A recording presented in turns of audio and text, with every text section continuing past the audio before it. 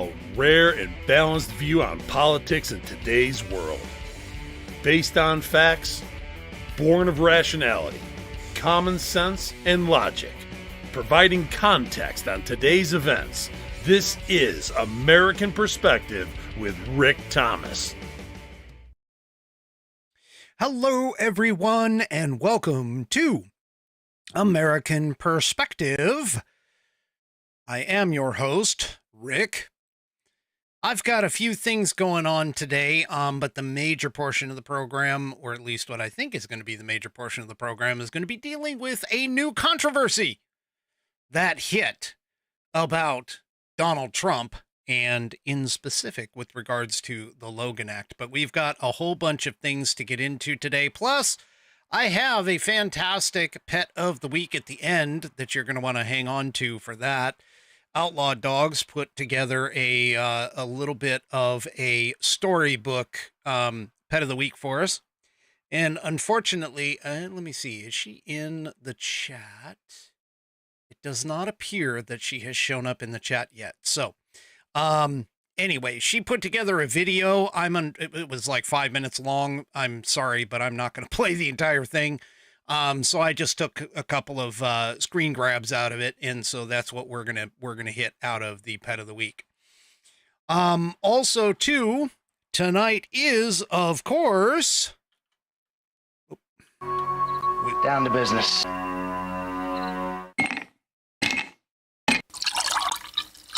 That's the nectar of the gods, baby.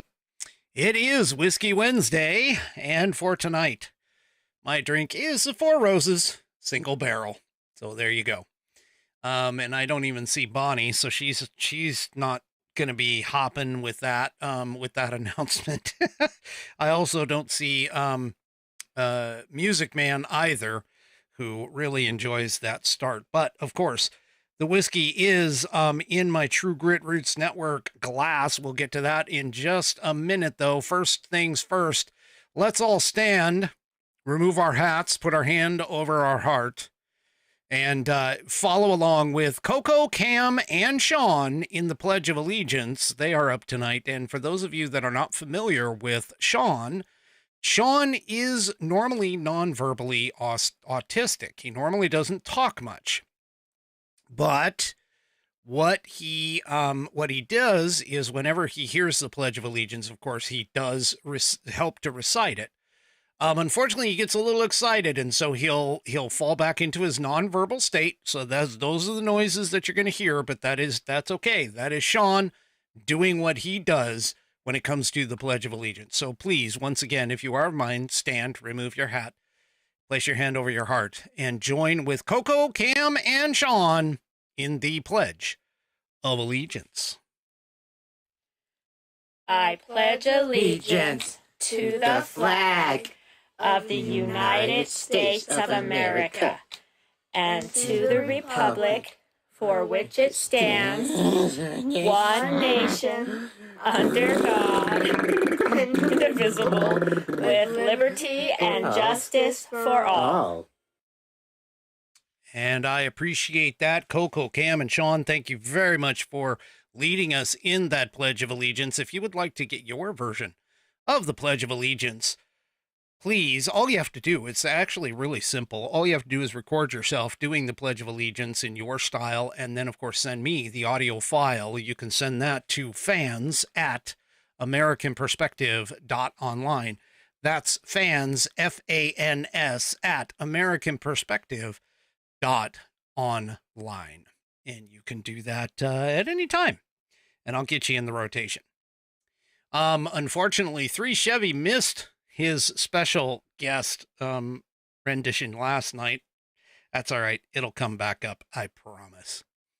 Okay, so let's get going. Again, like I said, I've got my Four Roses here in the True Grit Roots Network glass. That's some good stuff. Got the whiskey stones in there too. And of course, as always, True Grit Roots Network is tonight's sponsor. TGRN.net. That's stands for True Grit Roots Network. We have our 24/7, 365 TGRN Blues channel. It's 100% blues all the time. No BS, just blues. And I want to tell you about one of our shows that we have Monday through Friday called the Morning Blues Cafe. Start your day off starting at 6 a.m. Central Time, going to 8 a.m. Central Time. That's Central here in the American nation, of course. But go and listen in for the Morning Blues Cafe. Man, I'm screwing up this spot like crazy. The Morning Blues Cafe, which is exclusively on TGRN. It is a soothing blend of blues to start your mornings. I know a lot of people go and they start with Wendy Bell radio in the morning and things like that. You can kick off your day with Morning Blues Cafe first, and then hit the hopefully hit the Wendy Blues or Wendy Bell radio after that before you get going on all your politics and today and day's news and everything. It's kind of soothing to start off with a nice smooth blend of blues in the morning. Once again, that airs weekdays 6 to 8 a.m. Central Time, exclusively on TGRN. Now, you can find us. You can go to tgrn.net. You can play us right through your browser. Or if you want to, there's a couple links there to download our app. Or what you can do is you can also find us in the Live 365, iHeartRadio, or Odyssey, AUDACY, applications in their catalogs of digital radio stations. Once again, go to tgrn.net. That's True Grit Roots Network for TGRN Blues, based out of Austin, Texas. All right.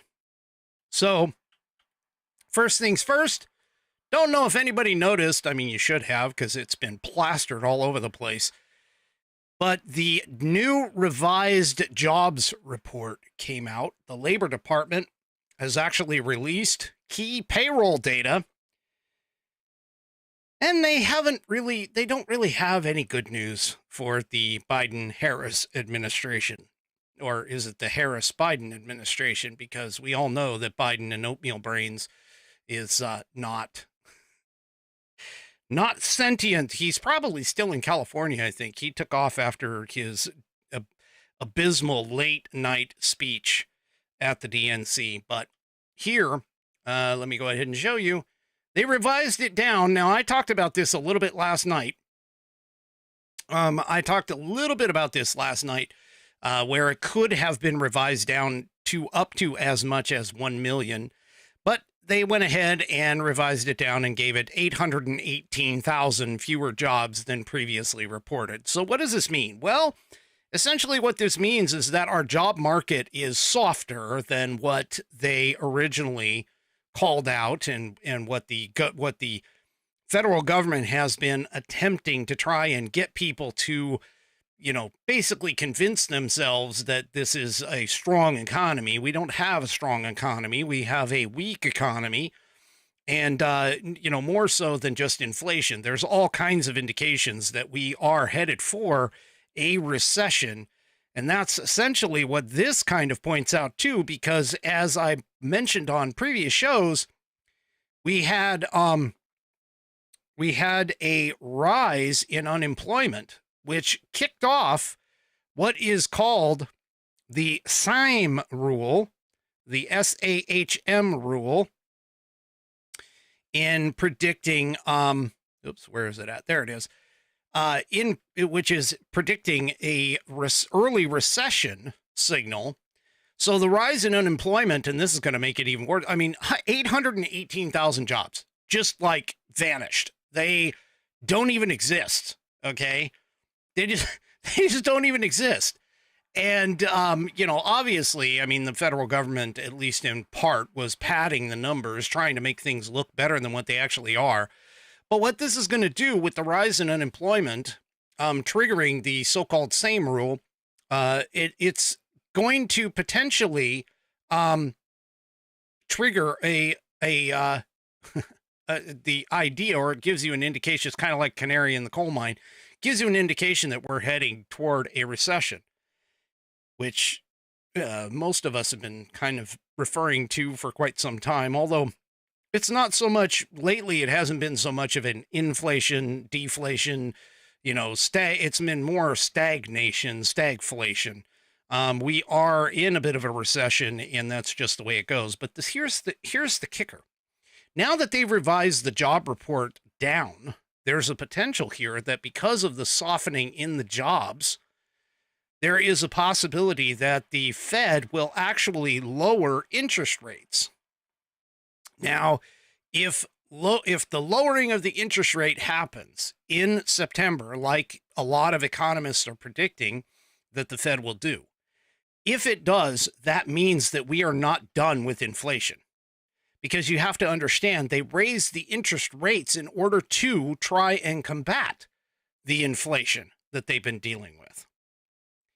So we're having, our economy is not like what the government is saying it is. It is not even close. And this just, adds to the whole thing. It's the market. This particular revision is the largest since 2009. Now, if you recall 2009, who was in charge back then? Could it have been Obama? Yeah. So anyway, I mean, once again, we're looking at weak economies, very, very weak numbers, and this should not come as a surprise to anyone. Who's been paying attention, by the way? And keep in mind, too, that they have actually been revising the numbers downward. All of the jobs reports, for the most part, the vast majority over the last 3 years, have been revised downward every single time. And there were a couple that weren't, but they were many of them were dropping. And after the initial job report came out, they would go and revise it down, and then, of course, not bother to tell anybody a month later. So, anyway. Now, another number that should be extremely alarming for folks, I know it is for me, somehow Homeland Security, the Department of Homeland Security, has lost around 300,000 illegal alien children. They've just lost them. They have no idea where they are. They have no idea where they went. And yeah, they have no clue. And they have no way of knowing where these young people are, these young children who we should have been protecting. They don't know. They could have been trafficked. They could be used as slaves. They could be dead for all anybody knows, and harvested for body parts. They have no idea. And this is why, we should have a serious lockdown on our border to be able to understand how many of these kids are coming here. How many of these adults are coming here? Where are they going? What are they doing? All they did is do a catch and release idea, and these unaccompanied minors who have completely disappeared in the United States. Yeah, they have no idea. ICE and DHS, they have no idea. None whatsoever. And for those of you that don't know, sex trafficking here in the United States is a prevalent and malicious problem. I may have to talk to Jim Fuda again, see if I can get him back on a interview for it. But anyway, so the Office of Inspector General went out and put out a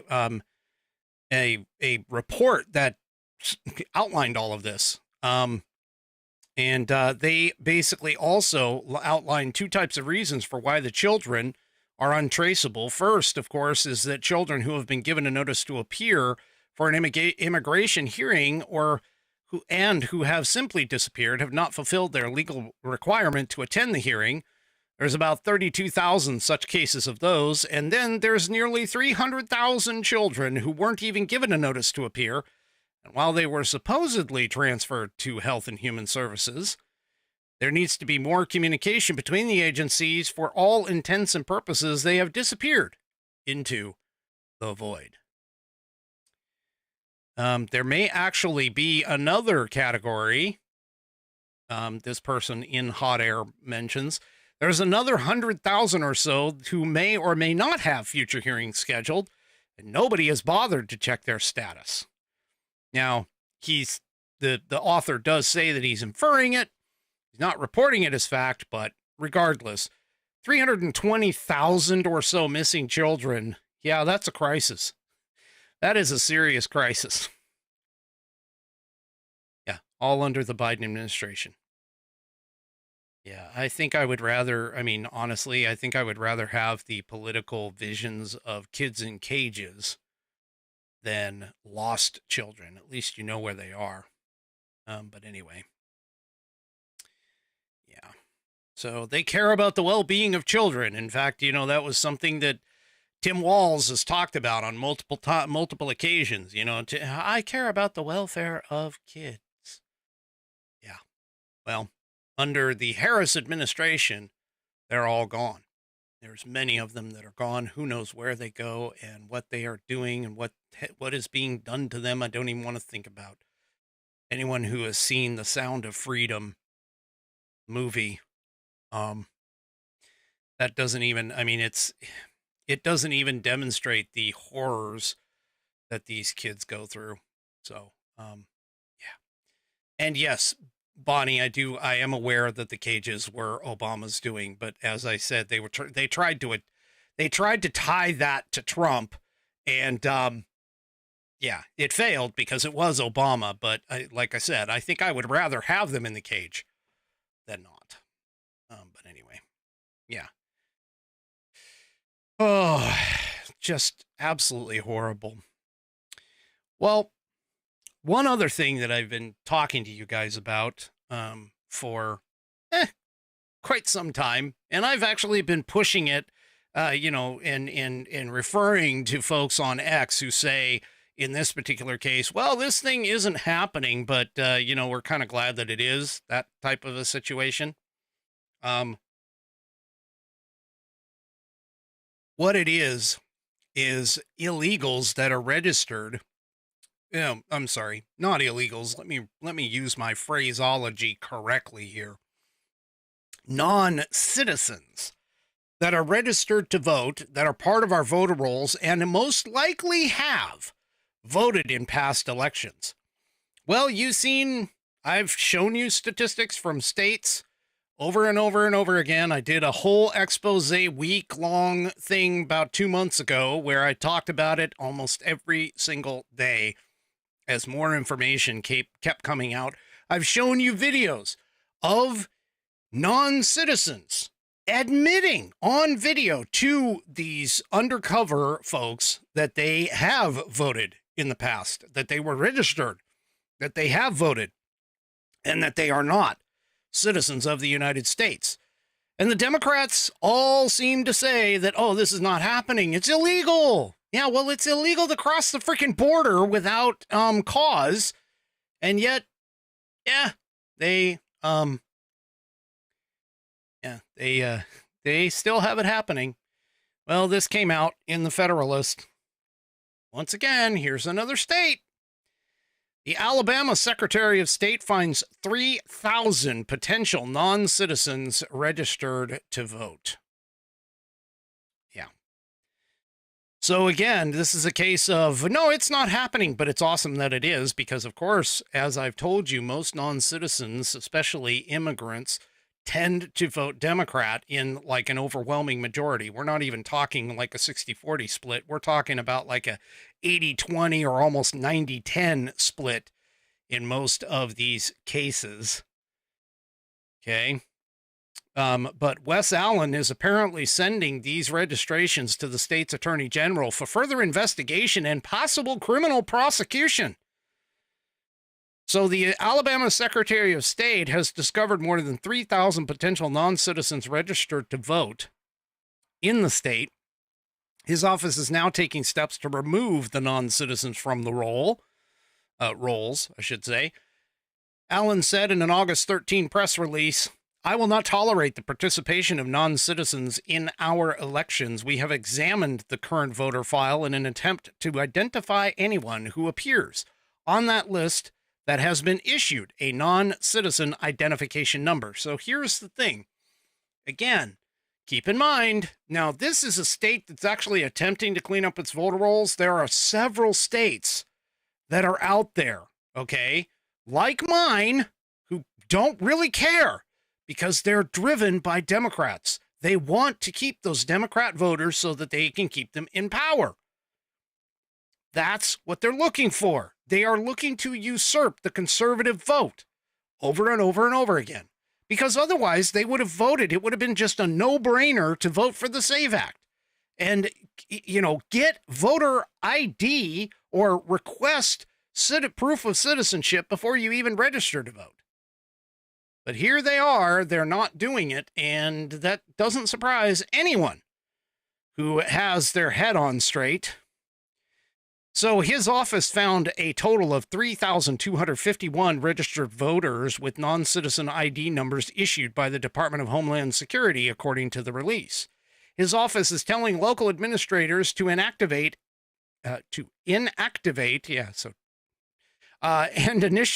and initiate steps necessary to remove all individuals who are not United States citizens from the voter file. So some of these folks, by the way, may have become citizens after initially getting non-citizen ID numbers. So there could be some discrepancies in here, not saying that every single one of them is a problem, but they're going to inactivate the registrations and allow those who have since become citizens to update their registrations with an Alabama driver's license number, non-driver ID, or the last 4 digits of their social security number. Now, interestingly enough, according to the piece, the federal government has denied repeated requests to help with the investigation. Allen began contacting the DHS's Citizenship and Immigration Services Division in November of 2023, requesting a list of non-citizens living in Alabama to cross-reference with the state voter file. So, yeah. Once again, the federal government, or the Biden-Harris administration, I should say the Harris administration, is the one that is not helping states out here. Not helping states out at all. So, again, federal mandates have directed state agencies to expand voter registration, including sending forms to non-citizens. Yeah. That's the executive order on promoting access to voting, which just adds to the confusion of the 1993 Motor Voter Act. Yeah. So anyway, again, this is just a clear expansion of illegal voting in our country. They are attempting to do this in all of the states, and some states will go ahead and jump in, and some states will not. So, yeah, it looks like my Rumbler chat, my Whiskey Warrior Rumblers over there, P1s, are off on a tangent. It doesn't really surprise me any. They seem to do that quite a bit. But anyway, so, yeah, so there you go. They're still looking. Well, speaking of non-citizens, once again, this administration focuses on non-citizens, illegal aliens, all kinds of stuff over and over and over again. This piece in Just the News. Okay, here we go. 15 states actually sue the Biden-Harris administration for enrolling non-citizens in Obamacare. Really? So, the CMS, which is the, let me see, is the Centers for Medicare and Medicaid Services. Okay. they apparently made a rule change. Now, remember this. Remember, the Supreme Court has already basically said, yeah, the regulatory agencies can't interpret laws and can't do rule changes or interpretations of the law. Congress is supposed to be doing that. Remember that ruling that happened here pretty soon. That was what happened, or happened here not too long ago, because that's what happened with the whole Chevron deference scenario. But here there is a final rule that is supposed to take effect November 1st, and more than 200,000 what they call DACA recipients would automatically become eligible for taxpayer subsidized health plans nationwide. So, toward that end, a coalition of states led by Kansas has sued the Biden-Harris administration to block the federal government from providing free health care through the taxpayer-funded Affordable Care Act, otherwise known as Obamacare, to foreign nationals in the U.S. that are here illegally. So the final rule change, which is called the Clarifying the Eligibility of Deferred Action for Childhood Arrivals Recipients and certain other non-citizens for a qualified health plan through an exchange, advanced payments of the premium tax credit, cost-sharing reductions, a basic health program. That's the rule change. That's the title of the rule change. I mean, if freaking government could actually like cut down on some of the wordings, maybe we could get somewhere. But anyway, that's the rule change. So in it, the CMS, which again is the Centers for Medicare and Medicaid Services, redefines the legal term of what's called lawfully present to include DACA recipients.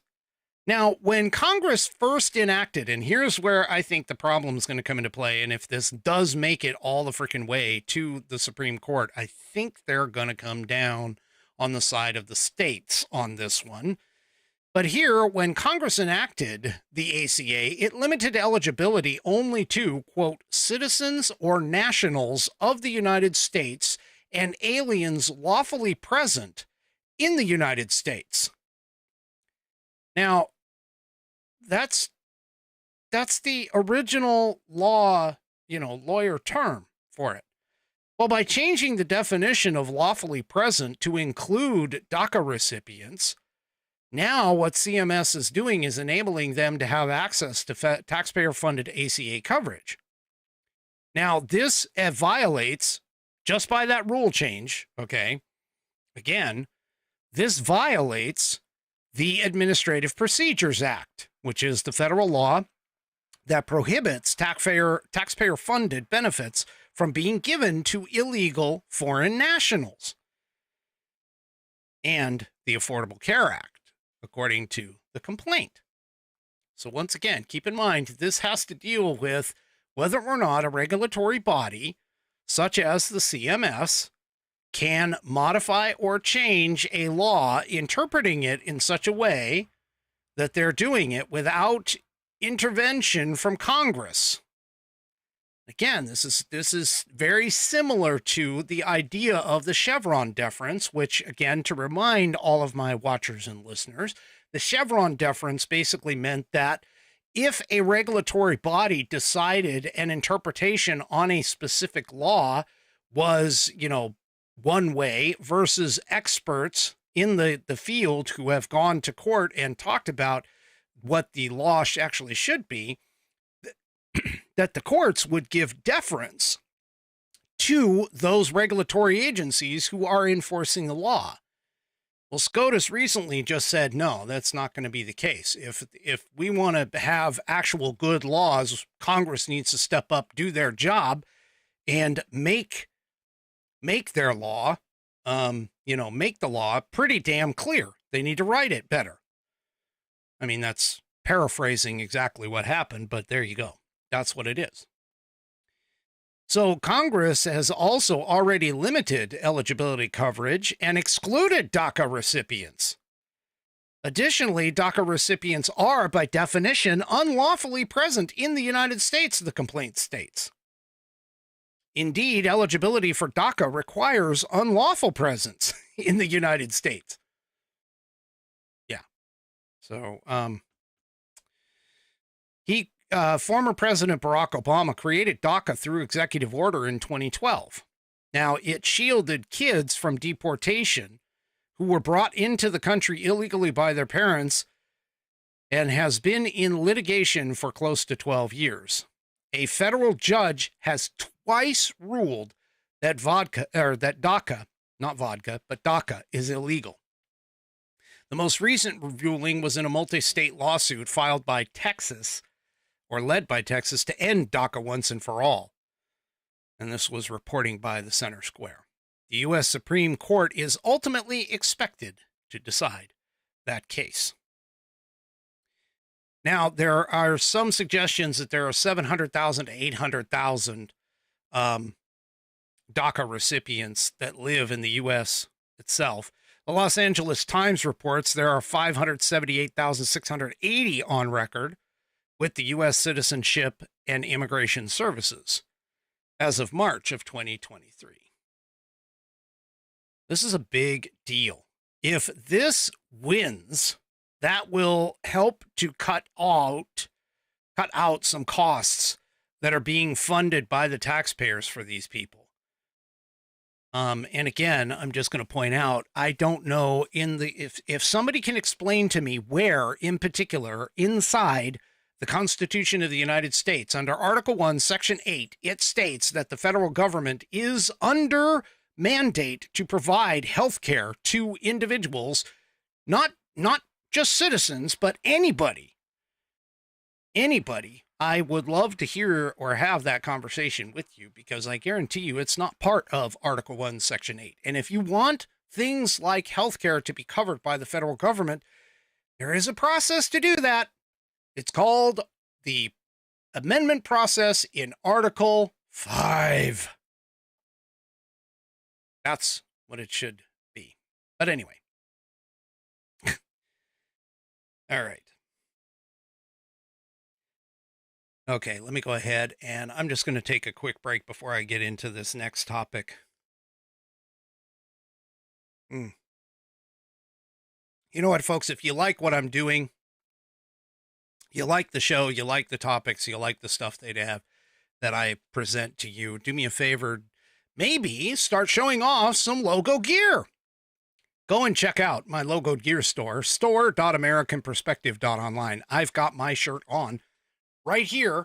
This is one of the variations of my logo right here on my t-shirt. I've got t-shirts, I've got tank tops, I've got sweatshirts, I've got crew necks, I've got coffee cups, and I have links. Not only that, to my old Whiskey Musings store, which is still active. If you still want to get the Whiskey Musings logo gear, that's great. You can also find a link toward the Saddleback U.S. Constitution and, purchase one of those to support the show. And I'm telling you, that'll help. All of it goes to, of course, supporting the show and getting things going better, like the new camera that I have that has caused me problems over the last couple of days, but hey, whatever. So anyway, head on over to store.americanperspective.online. That's store.americanperspective.online, and go and check out all of my logoed gear. I have 3 different logos there. I have logo 1, 2, and 3. They have some different coloring and setting up, so you can go and take a look at those. Go to store.americanperspective.online, and I do appreciate you looking. And of course, if you want to purchase one, I appreciate that as well. All right. So I've been on X most of the day. And yes, I know a lot of you folks don't have X. You don't want to be there. You don't want to, you don't want to be a part of X. I get it. It used to be, and still is somewhat, a cesspool of leftist morons running around and, trying to do all kinds of things, say all kinds of fake news and lies and propaganda and everything else. But I can tell you that there are good people out there who are trying to make things better and more balanced. Not only Elon Musk himself, because he's trying to make it more of a centrist platform, but there's people like me out there. There's people who follow me, which thank you all for everybody who has followed me on X. But here, Monday night, at least I think it's Monday night, there was a, during the DNC, there was a broadcast by PBS. And those PBS folks, yeah, they said something, and it sparked, I'm going to say, a bit of a flurry and a shitstorm of people, who, yeah, let's just say they are confused. That's probably the best word for it. Well, here, let me go ahead and play the part in particular of the PBS broadcast that kind of started this entire thing. So let's take a listen. Delicate tightrope to walk here, right? It is. I would venture to say, without hearing this directly from anybody, that one thing that the Harris campaign would love is if President Biden would bring home a ceasefire in the Middle East right now between Gaza and Israel. And we know that Secretary of State Blinken is over there right now working with Netanyahu. The reporting is that former President Trump is on the phone with the Prime Minister of Israel, urging him not to cut a deal right now because it's believed that would help the Harris campaign. So I don't know where that, I don't know, who knows whether that will come about or not. But I have to think that the Harris campaign would like for President Biden to do what presidents do, which is work on that one. Yeah. And maybe there's some other domestic issues that, they'd like to see come home. David, there is this. All right. Did you catch it? Did you catch the comment? It was right in the middle of the clip. The comment by this PBS broadcaster woman basically stated that there was a report. Nothing concrete, just there was a report that Donald Trump was talking to Bibi Netanyahu and that Donald Trump said to Bibi, don't make a deal because it's going to hurt me in the campaign. Now, first of all, I'm just going to tell you, both sides, both Bibi Netanyahu's people and Trump's people both say that never happened. Okay. But the other what this did, this link and this particular clip went viral because some guy, and let me see if I take a look. So this guy, David Carroll, posted it and was like, am I the only one who caught this last night at the DNC? And he posted it yesterday on the 20th. All right. It's gotten 2.4 million views. So here's the problem. First of all, okay, we all know now after this that Hamas never agreed to any ceasefire deal. Okay. Just throw that out right away. Okay. Was that even if Trump had talked to Bibi Netanyahu and convinced him not to take the deal, it wasn't on Bibi Netanyahu to take the deal. He took the deal. He had accepted it. And then Hamas said, no, we're not going to do it. And the reason why is because Hamas will not accept any deal, from what I'm being told, will not accept any deal where the hostages are freed. Because they know, as well as everybody else, that the minute that the hostages are freed and taken over, that's it, they're done. That Israel will go ahead and, take it out. But here's the thing, okay? What sparked the conversation was, of course, being called into question a very old and not much used law. It comes up every once in a while by all these people, who are out there. And it's known as the Logan Act. So let me explain to you what the Logan Act actually is. And we're going to start by going back in time and giving a little bit of a history. Now, this is coming from the Congressional Research Service, okay? So this is not like I'm just talking out my ass on this stuff, all right? But here's the history of the Logan Act very quickly, as much as I can summate. After the French Revolution, difficulties developed between the Federalist administration of the United States and the various revolutionary governments of France. Okay? Now, because the United States had not assisted the French revolutionaries to their satisfaction, and because the United States actually went and ratified the Jay Treaty with Great Britain, the French government was starting to plunder American merchant ships.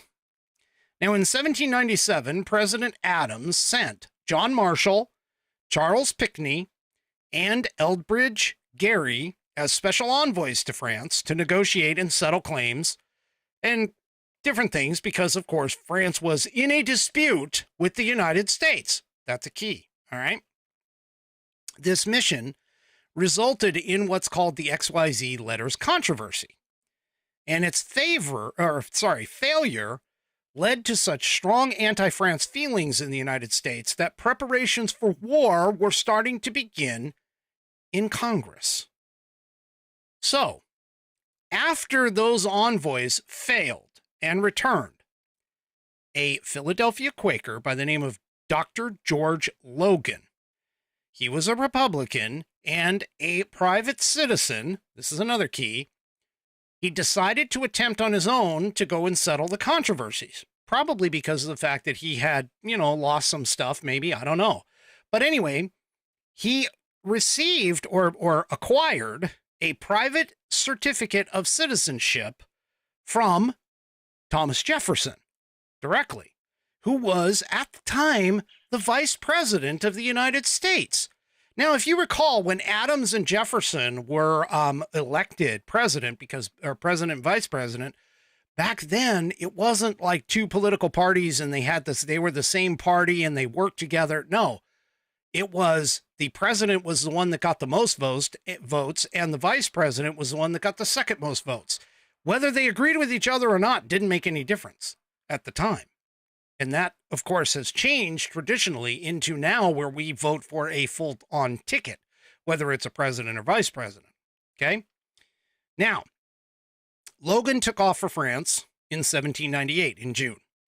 In France, he was welcomed and hailed by all of the newspapers and everything else as an envoy of peace and was received by Talleyrand. Now, the French Directory, having concluded that it was politically wise to relax tensions, issued a decree raising the embargo on American merchant ships and freed American merchant ships and seamen. No, I'm not talking about the horse kind that Tim Walz has supposedly had his stomach pumped for. But anyway, Logan, however, received a less friendly response getting back to the U.S. So he goes to France. He basically negotiated this wonderful deal, got our personnel, our people back, raised the embargo on our ships, which basically made it so that our free trade wasn't going to get pirated, basically, by the French. And he gets back, and his government isn't happy. Secretary of State Pickering told him that the French decree was kind of null and void. General Washington expressed disapproval of Logan's actions, and President Adams recommended to Congress to take action to stop the temerity and impertinence of individuals affecting to interfere in public affairs between France and the United States. So, Representative Roger Griswold of Connecticut introduced this resolution in Congress to prevent a private citizen, without having any kind of connection to the federal government, from negotiating with any country that we might be in a dispute with. And that's the key. All right. Here's what the resolution said. Resolved that a committee be appointed to inquire into the expediency of amending the act entitled An Act in Addition to the Act for the Punishment of Certain Crimes against the United States, so far as to extend the penalties, if need be, to all persons, citizens of the United States, who shall usurp the executive authority of this government by commencing or carrying on any correspondence with the governments of any foreign prince or state relating to controversies or disputes which do or shall exist between such prince or state and the United States. So here's the thing. The whole point of the Logan Act, and I'll get to a little bit more in terms of when it was passed, but the whole point of the Logan Act has to be regarded with the fact that the United States is in a dispute with the other country, and that a private citizen, without the approval of the United States government, goes and negotiates on the behalf of the United States government in the dispute. Now, here's the thing, okay? When the resolution was finally passed and a committee that was appointed on January 7th, 1799, Griswold introduced into the House a bill that was based on the resolution. Now, I'm not going to read the whole thing. You can take a look at it, and like I said, here it is in the Congressional Research Service. I can show you right here at the paper. You can find the link. It's in my description of the video. But it basically says over and over and over that it is that a person being a citizen of the United States or any foreign country, they actually even went so far as to say, hey, no foreign countries can do this either, without the permission or authority of the government of the United States. And they list out, directly, indirectly, be it verbally or written correspondence or any other intercourse with any foreign government or any officer or agent. And here's the key. Relating to any dispute or controversy between the foreign government and the United States. Then it also continues and says, with the intent to influence the measures or conduct of the government having the disputes or controversies with the United States, as aforesaid. And then, of course, it continues on with a whole bunch of other stuff. But every single thing that it talks about is that we have to be in some kind of a dispute with the United States and that foreign government. Having disputes and controversies with the United States. It doesn't mean you can't go and have a friendly meeting. Or in the case, in particular, in the case where we are talking about here with Trump talking to Bibi about negotiations that are going on between Israel and Hamas, which are not that's not our dispute. We don't have a dispute with Israel on that. We want Israel to win. Well, I mean, sort of. Biden just wants it ended. Trump wants it ended too. Trump basically said, hey, end it as quick as you can. Do what you got to do, but end it as quick as you can. He's been very, very clear on all of that. But the other key point here is that it has to deal with a private citizen. He didn't negotiate anything. There wasn't any deal that was met. There was nothing. We're a third party to the negotiations. The United States is a third party. Blinken was freaking over there, folks. He was over there. There wasn't anything that Donald Trump could have tried to misrepresent himself as being a United States emissary or any of that stuff. Okay? So here's the thing, is that the House of Representatives, of course, cut it back and changed it and blah, blah, blah, and it passed. On January 17th, 1799, in the House, and then it went to the Senate and passed in January 25th, 1799, and it was signed into law January 30th, 1799. Now, you want to know the funny part about this thing? It's only been prosecuted twice. And even of those prosecutions, nobody's been convicted of it. Now, here's the thing. If the Logan Act, I mean, let's just take a wild idea here, but if the Logan Act were to be enacted against Donald Trump for discussing something that obviously isn't a dispute between the United States and Israel, and got brought up on charges for this, then you need Kerry, Carter, Bush, Obama. I'm trying to think of any. I mean, there's like there are all kinds of Nixon. You could charge him with it, and he's rolling over in his grave right now. But you could charge him with it. And the thing about it is that these people don't seem to understand. This does not block private citizens from having discussions with foreign dignitaries. This doesn't block private citizens from having conversations and it's not even just private citizens, but even this doesn't even block Trump from having a conversation with Israel and Bibi Netanyahu being the candidate for president who might be elected in like 4 months. Probably going to be elected in 4 months. This has to deal with the fact, and it bears down quickly to this point. We have to be in a dispute with the foreign entity. We are not in a dispute with Israel. This is the Congressional Research Service that has clearly pointed all of this out.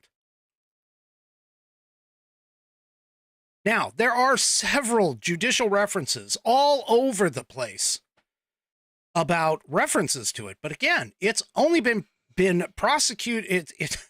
The charges have only been leveled twice, and they were never convicted with regards to it. The Logan Act, and there's even some question as to whether or not the Logan Act is actually constitutional, because it rides roughshod over the First Amendment and freedom of speech, because it's basically abridging the fact that you can't talk to these people, according to this. Okay? This is just ridiculous. Everybody is like jumping on board. They're trying to jump on this thing. And by the way, this isn't just my interpretation of it. The Federalist Society brings this up.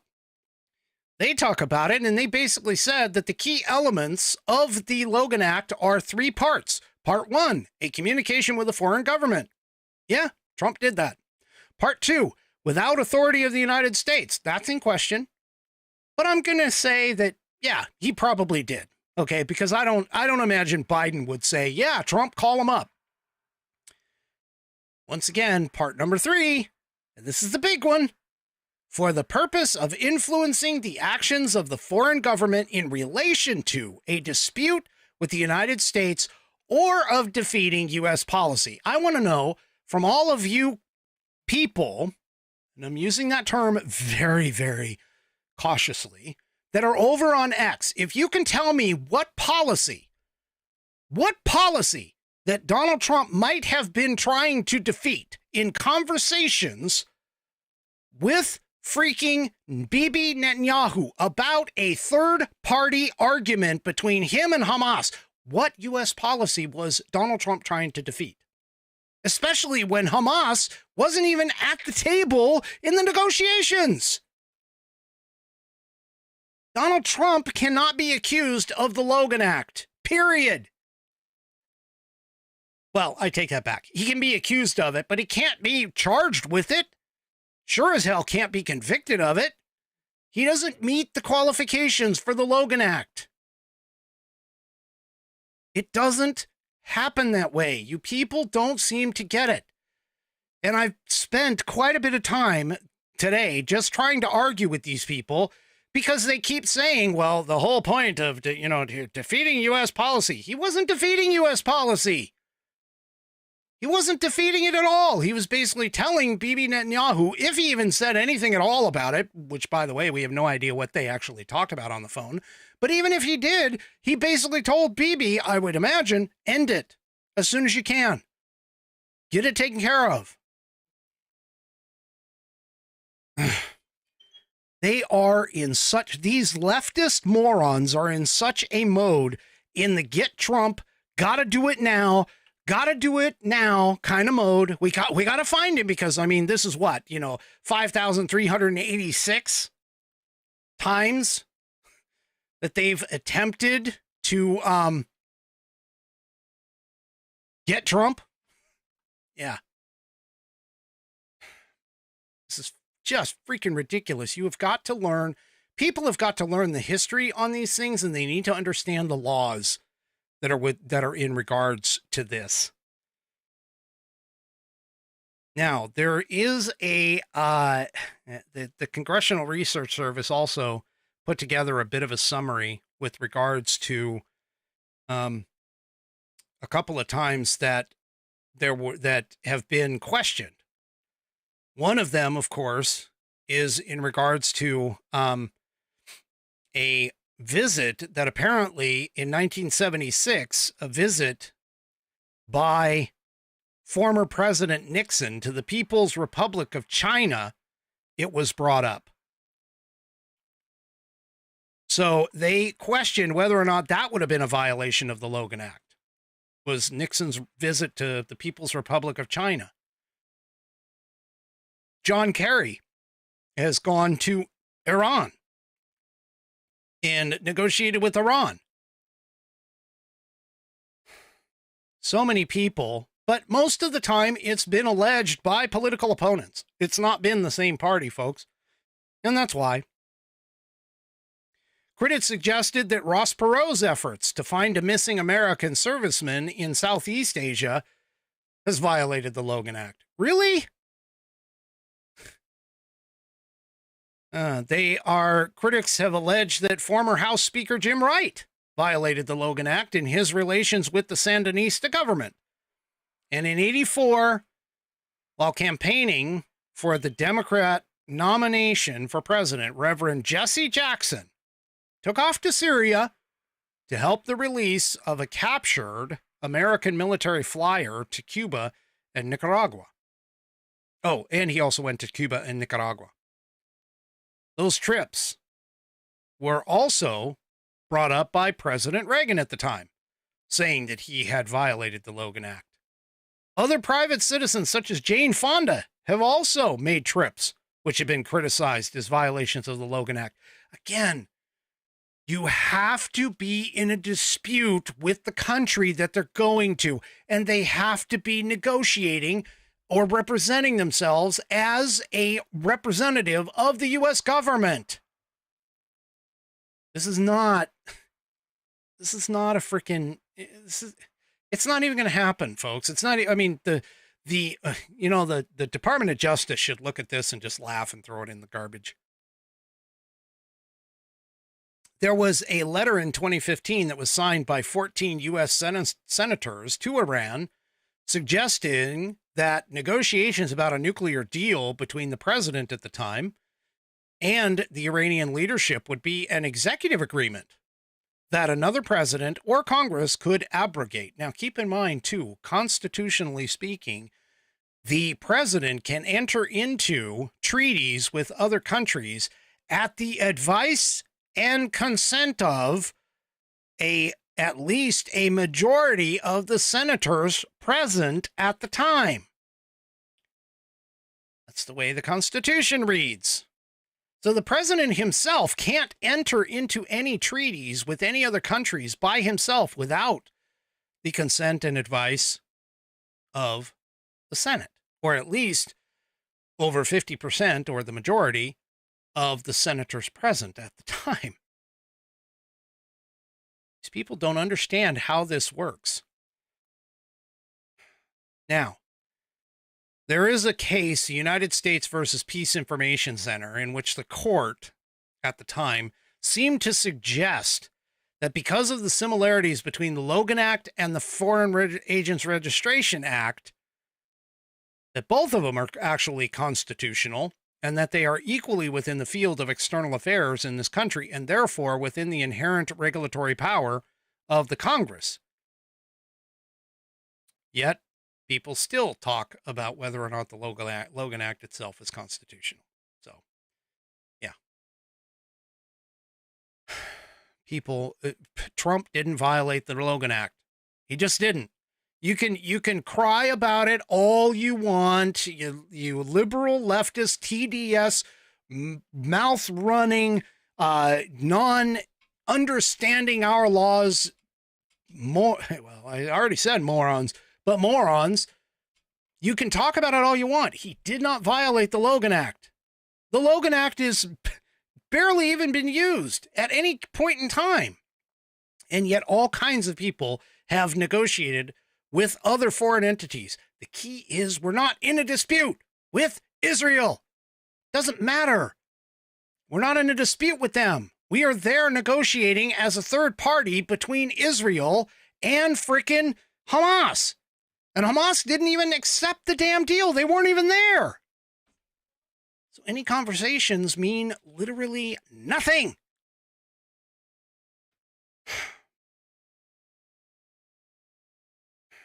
Anyway, all right. I got to take a second.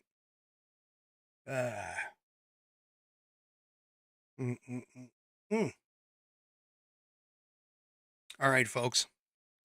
I know you guys have seen them. I'm not wearing their shirt tonight, but I know you guys have seen them on the program.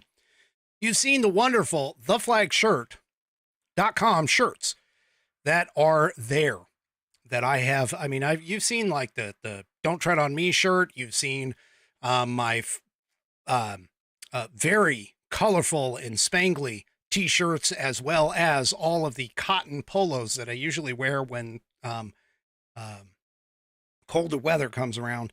Well, do yourself a favor, head on over to theflagshirt.com and check out their styles. They have a Labor Day sale going on right now where you can get $20 off if you purchase $100, or if you purchase just $75, you get free shipping. That's typical. Or if you don't want to do any of that, you can also grab a $5 off coupon from flagshirt.americanperspective.online on me. Head on over to flagshirt.americanperspective.online and grab that promo code, put it in the promo code box at checkout to get $5 off your order if you're not buying any of the, or taking advantage of any of the other specials that they may have. They got a Labor Day sale going on right now. Might not be a bad idea to check them out. Check them out at theflagshirt.com. That's theflagshirt, all one word, .com. And, yeah, get yourself patriotized. All right. Actually, Picaric, I'm going to tell you, it was Anthony, I keep throwing in that H. Antony Blinken went over there to negotiate and walked away without something because Hamas basically told him to F off. So, yeah, anyway. All right. Moving on. So, I don't know how many of you have grown up in the 80s. I'm gathering many of you who are watching this program who are conservatives, because conservatives tend to be older and wiser, and our frontal lobes are intact. That being said, many of us remember growing up in the 80s and the threat of the Cold War, or maybe you go even farther back than that and you can remember the Cuban Missile Crisis with regards to the possibility of nuclear war happening at any moment in time. And one of the biggest things that has been discussed back and forth between the Obama years, the Trump years, and the Biden years has been whether or not Iran will actually get a nuclear weapon. Okay. Well, according to House Intel's, what's his name here? Mike Turner, who is a Republican from Ohio. He's the House Intelligence Committee chair. He said on Sunday that the Iranians themselves might declare themselves a nuclear weapons state by the end of this year. Now, I've been telling you this for quite some time. I've been telling you this because of the fact that frickin' Biden handed over $6 billion to them and allowed them to go ahead, and also wasn't paying attention to the sanctions and embargoes on selling oil. He hasn't even bothered to enforce them. And now what we have is we have essentially this particular situation. Well, I've shown you articles where they've been talking about the enrichment of uranium that Iran has been doing. There are several different levels of enrichment. And Iran was supposed to only enrich under the damn Iran nuclear deal, they were only supposed to enrich up to the point where they could use it for energy. That was the point. But in order to make weapons grade uranium for use in nuclear weapons, they have to enrich it farther than that. We're talking like up to 90, 95%. And they've been getting close. They've been getting somewhere around 80%. Reportedly. Folks, this is a bad situation. Now, if you think that Israel is going to sit by, idly by, and have a nuclear powered enemy at its door that they know has only one idea in mind, and that is to destroy Israel, to wipe them completely off of the freaking map, then you are a moron. Because of the fact that this kind of situation is not going to stand if this is the case. And as I told you, and I've told you on this program, as we get closer and closer to the election, and when things start looking more and more like Kamala Harris may lose or Trump wins, you will see a definite difference in the foreign status across the globe in terms of what everybody thinks they're going to do. I mean, I've been telling you on this program, I've shown you the evidence, I've shown you the articles. China's been kicking up, North Korea's been kicking up, Iran's been kicking up, all of these places have been kicking up. I mean, China and Russia, who used to not actually work together, have conducted sorties off our coast. Off our coast in the Bering Strait. They've been working together. If you don't think the axis of evil is coalescing right now under the weakness of the Biden-Harris administration, and yes, I'm throwing her into it too, under the Biden-Harris administration, then you are a moron. And only morons vote Democrat. But that being said, this next article, this one kind of scares me. And I'm going to be honest, I don't get scared that easily, but this one does. Here in the New York Post, Biden secretly orders the U.S. to prepare for nuclear threats from China, Russia, and North Korea. So President Biden apparently, and this is, again, I'm only going off of what the New York Post said, but he has apparently signed off on a highly classified plan that shifts America's nuclear strategy to focus on China as a nuclear threat. Now, you also know that China's been building up its nuclear arsenal as well, too. Okay.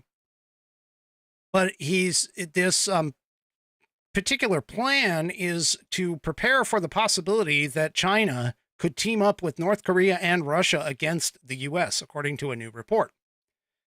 This new strategy is called the Nuclear Employment Guidance, and it also readies the U.S. for a possible coordinated threat between China, Russia, and North Korea, according to the New York Times, who reported on this on Tuesday. So in a pair of recent speeches, two senior administration officials have hinted at the growing Chinese nuclear threat. Yeah, so this is getting scary. It really is. And it's all because of the fact we have a weak leadership. That's literally the situation. We have weak leadership.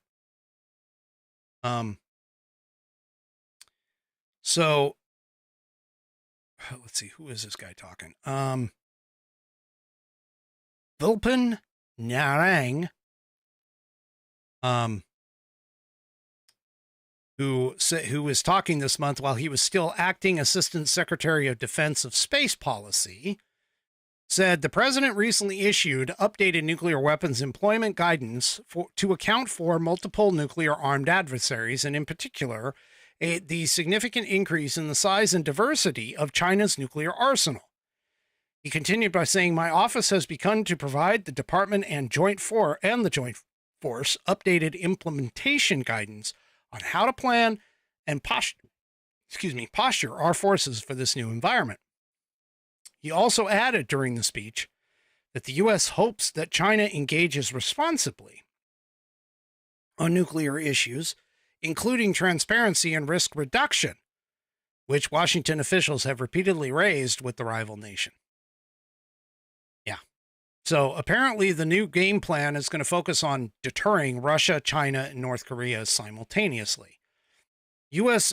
officials believe China's nuclear force would grow to about 1,000 by 2030, 1,500 by 2035, according to the New York Times. Yeah. Things are starting to heat up, people. Things are starting to heat up. This is not good. This is definitely not good. This is on the, of course, on the international stage.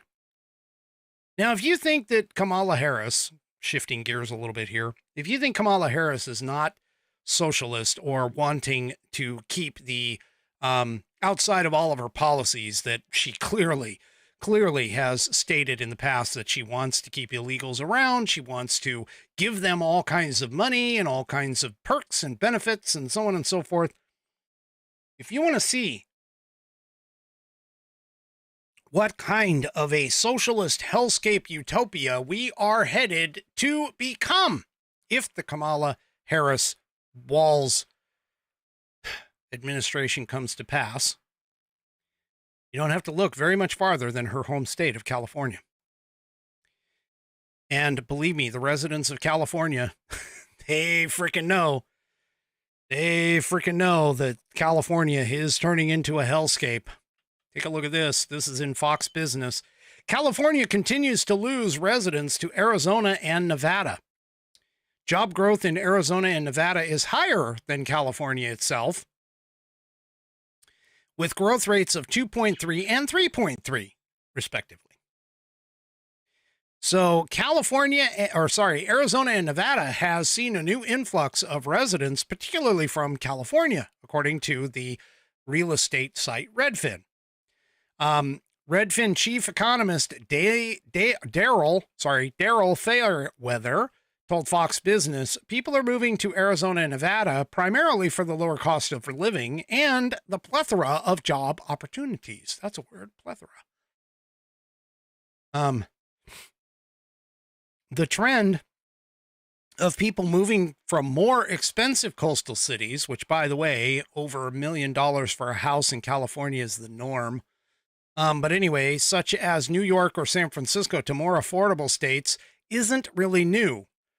Redfin senior economist Elijah De La Campa attributed the pandemic to supercharging this trend.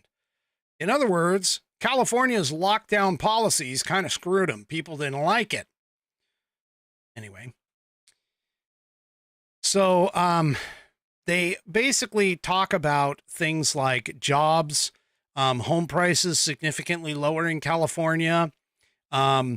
They have lower property taxes. They offer some other fiscal advantages of relocating just because of the housing. But the job growth is significantly greater in Arizona and Nevada, growing at 2.3 and 3.3. That compares to just 1.6 in California. You also have low property taxes there in Arizona and Nevada. The median home price, by the way, in Arizona is $451,000. In Nevada, the median home price is $461,700. Compare that to close to $750,000 to $1 million in California. Yeah. So anyway, the point is that these people are leaving. They're leaving for economic reasons, and I would guess they're also leaving for things like this.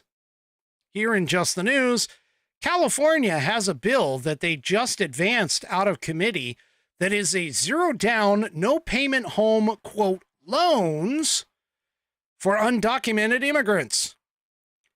It's a state loan that potentially can be repaid when the home is refinanced, sold, or transferred, with the borrower paying back the original loan amount plus 20% of any increase in value on the property. Seriously? So this comes from the Center Square, although it comes in Just the News. The California Senate Appropriations Committee advanced a bill to allow undocumented immigrants to make use of the state's zero-down, no-payment home loan program, which is an expansion the legislature says would create significant cost pressures. Yeah. So they also have a California Dream for All program, and that's what they're talking about, is that California Dream for All should be available to all, according to the bill author, Assembly Member Joaquin Arambola, who is out of Fresno. He says, when undocumented individuals are excluded from such programs, they miss out on a crucial method of securing financial security and personal stability for themselves and their families. This is called, by the way, AB 1840. It's already passed the Assembly and now faces a floor vote in the Senate. Yeah, so again, if you really think that Kamala hasn't learned from her own state in terms of handing out free shit because the government goes ahead and just says, yeah, they don't care. They don't care. The California Assembly, they don't care. They don't care where the money's coming from. Just like when they asked Kamala Harris, where are you going to get the money? How are you going to pay for all this stuff that you're offering? And she talked about insignificantly about return on investment, return on investment, return on investment. What the hell does that even mean? Where are you getting the money? California is already in a bit of a problem. They already have an unbalanced budget. They've got something like $8 trillion deficit at the last count that I looked. Might even be, it might be 6 trillion for all I know, but still. It's like, seriously? The federal government is probably going to end up having to bail these people out when they freaking get to this point. This is just totally freaking ridiculous. Oh my gosh, I can't even believe this. And you think that those policies, those California policies, are going to equate well in the national scheme of things? Nope. Talk about taking money from the American people who are here. Yeah, this is just freaking annoying. I cannot believe this.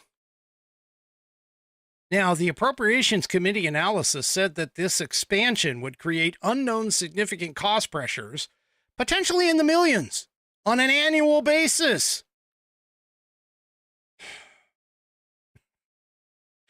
To provide additional funding for the Home Purchase Assistance Program to accommodate this expanded eligibility population. Yeah. Okay. So, Oh my gosh. So just as a reference to history, okay, George Bush implemented a home down payment assistance program for less qualified individuals that was widely blamed for fueling the housing bubble by increasing housing prices and decreasing loan recipient quality that led to the 2007-2008 global financial crisis. Yeah, this is gonna work. Sure. We didn't learn from the first time, apparently. Oh, we've been bailing out companies and bail out banks. The federal government just has a blank check. What the hell? Shit, the American taxpayer and their progeny will pay for it for over 30, 40, 50, 100 years. Yeah, that's going to work.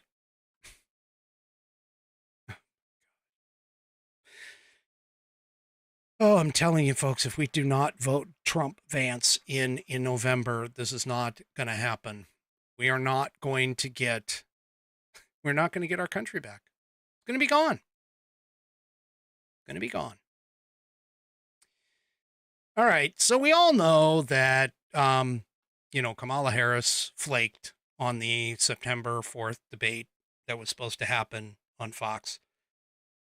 Granted, she never really agreed to it in the first place, but, still, she kind of runs because she's afraid of getting into unfriendly territory, let's say. God forbid she actually goes someplace that like Donald Trump goes. Donald Trump goes in front of unfriendlies all the time. So does J.D. Vance. They go in front of unfriendly reporters all the time. They answer off-the-cuff questions all the time. I think we're on day like 31 or 32 of Kamala Harris not taking any serious, hardcore questions from the press or doing any interviews. Well, I mentioned the debate, and the debate is coming up on September 10th. And that debate is going to be moderated by ABC News. But more importantly, it's going to be moderated by a woman by the name of Lindsay Davis. Here's how, shall we say, equal and unbiased you can expect Lindsay Davis to be on that September 10th debate. You're in Breitbart. ABC News presidential debate moderator Lindsay Davis links Donald Trump to the KKK. Seriously? And she's supposed to be a moderator.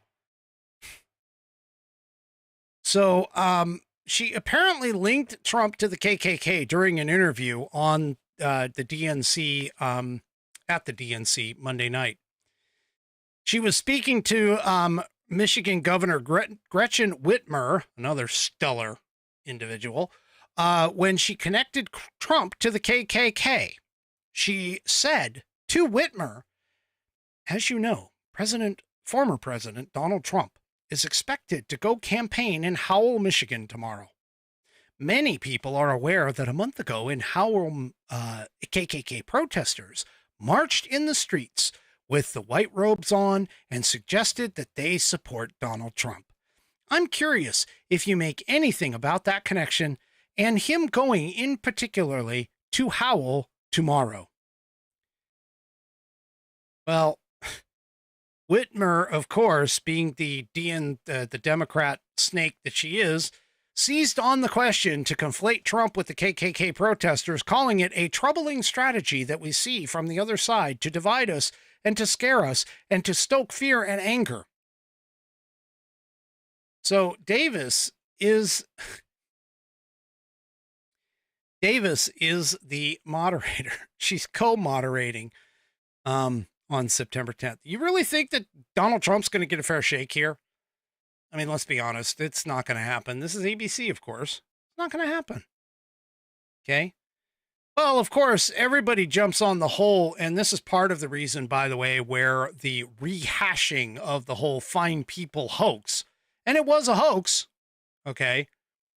But the Fine People hoax thing started coming back about on the social medias because of this connection, this idiotic connection between Donald Trump and the KKK. It's been roaming around the socials again. It's been going on around and around and around again. And even though it's been debunked, even Snopes, Snopes is entirely a left-wing freaking outlet. If you think that they would even remotely have the opportunity to say that Donald Trump was referring to those neo-Nazis and white supremacists as fine people, they would go ahead and rate it. Even if they couldn't rate it true, they would rate it mixed or questionable, whatever it was that they did. They don't even do that. They say it's outright false, and you know that that was just a pain in their craw, like a knife shoved in them. They go, oh God, I gotta say that it's false because it is false. But and our reputation is shit. Let's just call it false. I mean, seriously, these people. And then, of course, good old Biden. Yep. Repeated that whole thing, the Fine People hoax, which is a hoax. It's been a hoax. Yeah. So anyway. Yeah. If you think that September 10th, that is going to be anywhere. Trump is literally walking into the lion's den. I don't see Kamala Harris walking into the lion's den on that. I really don't. Oh, I forgot. Sorry. I gotta shut this off. I don't see her walking into the lion's den. It ain't gonna happen. She ain't gonna walk into it at all. She doesn't want anything anything to happen at all. No, she can't get in front of a freaking camera and speak extemporaneously anyway. All right, let's end it on a good note. So tonight, let's go ahead and move on to the fan favorite, the segment of the Wednesday night show. I mean, you guys don't come here for me. You hang out for the pet of the week. All right. So tonight's pet of the week, of course, was submitted by our very own Outlaw Dogs. And Outlaw Dogs, I'm hoping that she's been mentioning that she's got internet dropping things. I didn't include your whole video. 5-minute video is a little long for this segment. So I grabbed some pieces and parts out of it. So hopefully I did it somewhat justice. Okay. All right. So here we go. So you all know about Outlaw Dogs. You all know about her theme where she has Billy and Butch Cassidy and the Sundance Kid. Not them. Bonnie and Clyde. That's it. Bonnie and Clyde. So you have Bonnie and Clyde and Billy the Kid, who is their son. So you know about the dogs. Okay. Well, Outlaw Dogs apparently has added some additions to the family. So the additions to the family are Mr. Edward Hart and Mrs. Pearl Hart. Now, just so you know, they're hummingbirds. So here's the first one. This is Mr. Edward Hart hummingbird. Now, I'm going to tell you right now, I have hummingbirds. My wife loves the hummingbirds. She puts out food for them and everything else. And usually in our neck of the woods, the males are very, very pretty. And the females are a little drab because as far as I know, and I could be completely wrong on this, but as far as I know, the men try to show themselves off. So anyway, so what we have here is we have Mr. Edward Hart. And shortly thereafter in the video, we have Mrs. Pearl Hart that came by. Now, I was lucky enough to grab, this was probably the clearest picture of her completely because now look at those wings. You know, it's just a small fact about the hummingbird that I happen to know. The hummingbird is the only bird that is considered by scientists to actually fly. And the reason for this is because the, 99.9% of the other birds that are out here, okay, in the world in terms of a species, they are technically gliders. They are not actual flyers. Hummingbirds can flap their wings and stay completely hovered still in 100-mile-an-hour wind. And that's part of the reason why they can actually hover is because their wings beat so quickly that they can hold themselves in the hover. And that's why they're considered by most scientists as actually flying and not gliding. So anyway, so there you go. So there she is, Miss Pearl Hart. Now, where'd they get their names? Well, apparently Pearl Hart, and I'm going to go with Outlaw Dogs on this because I'm telling you, she knows her outlaw history. Pearl Hart was the only female stagecoach robber in U.S. history. The only one in U.S. history. And so that's where this little girl got her name. Well, Edward Hart, or Ed Hart, is not to be outdone by that because apparently he was a member of a group called the Kinney Gang, who were cattle rustlers and robbers. And so now we have Edward and Pearl Hart joining in with the Outlaw Dogs family. And this has been sort of an Outlaw Dogs production.